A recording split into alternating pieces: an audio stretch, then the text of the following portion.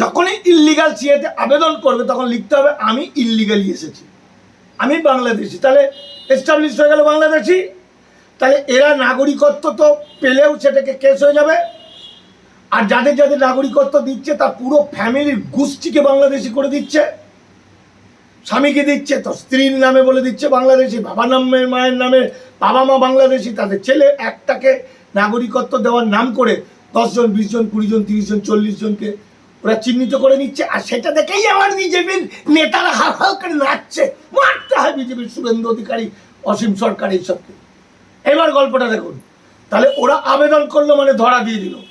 ওরা কিন্তু আর এই এই এই যে SIR আর কিন্তু আবেদন করতে পারবে না।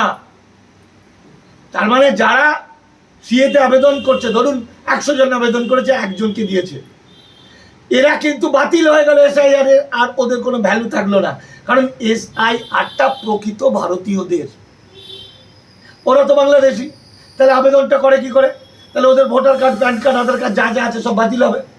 এটা লজিক।